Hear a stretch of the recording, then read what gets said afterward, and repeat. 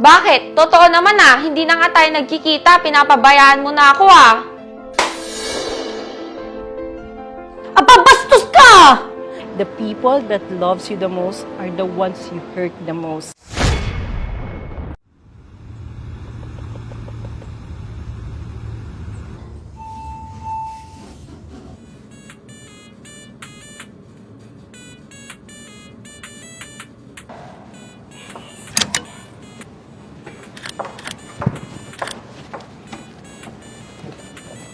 Rox, nagsaing ka na? Hindi pa ate, kararating ko lang. Ha? Yung pinabili ko sa'yo kanina, nabili mo ba?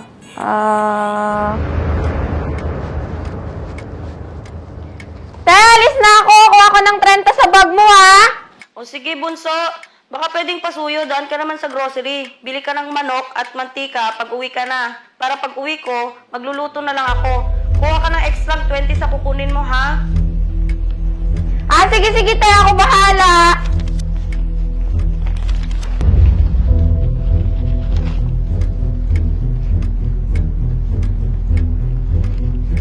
Nag-module kasi ako sorry O sige, yun ba? Sige, labas muna ako, ha?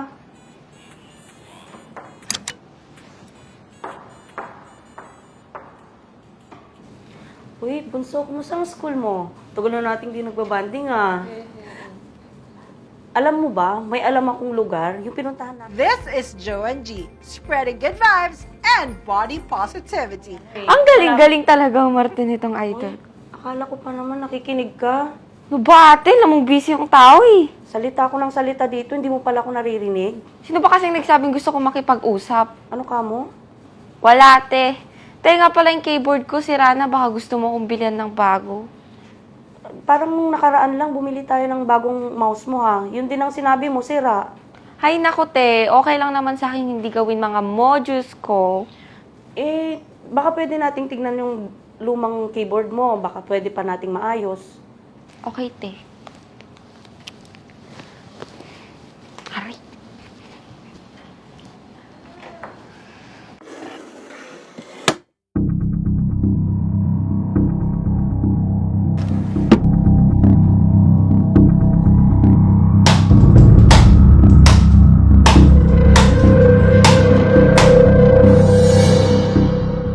Oh, ayan.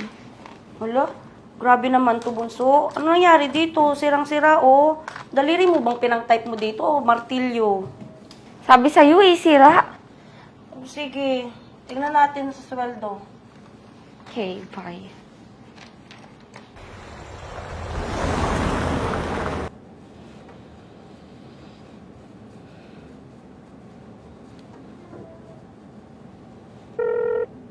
Hello, sis. Hello? Open pa ba yung part-time na in-offer mo sa akin dati? Oo sis, ganun pa rin. Ayos, sali mo ko, sis. Baliw ka ba? 12 hours duty ka na nga, di ba? Maawa ka naman sa sarili mo. Kailangan lang, sis. Extra para sa gagamitin ni Utol. Mahal pala ng laptop, ano? Sis, huwag ka na. Saka na pag hindi ka na 12 hours. Sis, 1 week lang. Kaya ko yan. Pambili lang talaga ng kailangan ni Utol. Sigurado ka ha? Oo, sis. 1 week lang. Sige, sa Biyernes, part-time tayo. 9 p.m. to 2 a.m. tayo sa isang event. Ganun ba lagi yung oras nun? Kasi 8:30 pa ang labas ko eh. Tignan mo, 8:30 gabi ang uwi mo. Tapos 12 hours duty ka. Tapos gusto mo pa mag-part-time ng 5 hours? Siraulo ka din, ano? Sis, 1 week lang naman. Kaya ko yun. Okay, sige. Mahal na mahal mo talaga yung kapatid mo, no? Oo, kami lang kasing dalawa eh. Okay, sige. Sige, salamat.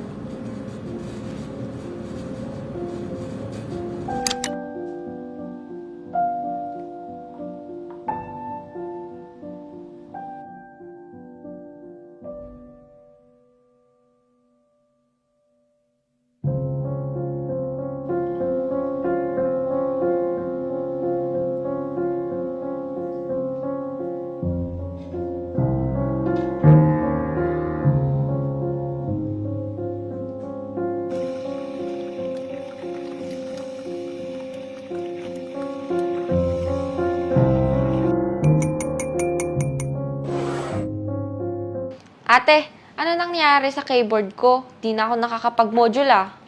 Oo, inaayos ko na. Palibhasa, panay lakad mo. Inuumaga ka na lagi ng uwi ah. Napapabayaan mo na ako. Pagod ako, Rox. Ngayon lang ako nakakapagpahinga. Bukas na lang, ha? Bakit, ate? Lumalandi ka na rin ba tulad ng nanay? Iiwan mo na rin ako tulad ng ginawa niya sa atin? Hindi mo alam kung anong sinasabi mo, ha? Bakit? Totoo naman ah. Hindi na nga tayo nagkikita. Pinapabayaan mo na ako ah. Alam mo, Rox, bastos ka na. Ganyan na ba ang uso sa mga kabataan ngayon? Hindi na ba tinuturo sa school ang paggalang sa nakakatanda? Tinuturo. Pero ang kagalang-galang lang ang ginagalang. Hindi katulad mo na inuumaga na lagi ng uwi. Aba, bastos ka! Hindi mo alam kung anong ginagawa ko, kaya huwag kang manghuhusga!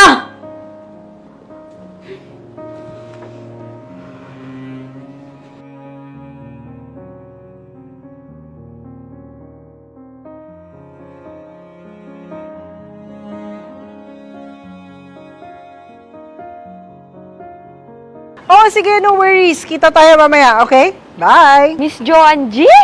Uy, hi kapitbahay! OMG, ikaw nga, fan na fan niyo po ako eh. Talaga ba?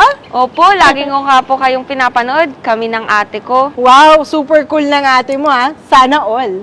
Opo, yun na nga lang po ang banding namin eh. Wala na po kasing kaming kasama, kami na lang pong dalawa. Nawala na po kasi si mama at papa. Ganun ba? E di, selfie tayo. Wag na po, nag-away kami eh. Bakit naman? Baka naman may dahilan.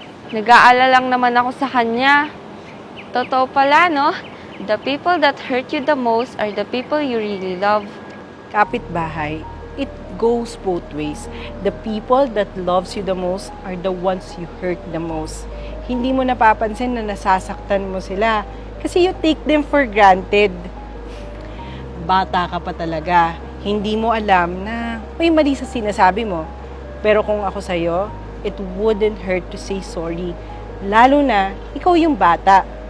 Advice ko sa'yo, kapitbahay, mahalin mo ang ate mo.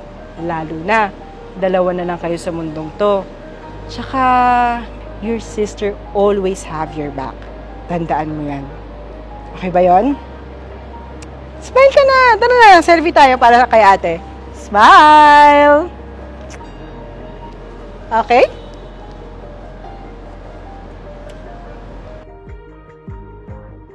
Palagi nating mahalin ang ating pamilya. Kasi kahit anong mangyari, good or bad man yan, sila ang taong hindi mapapagod magmahal sa atin. Bye!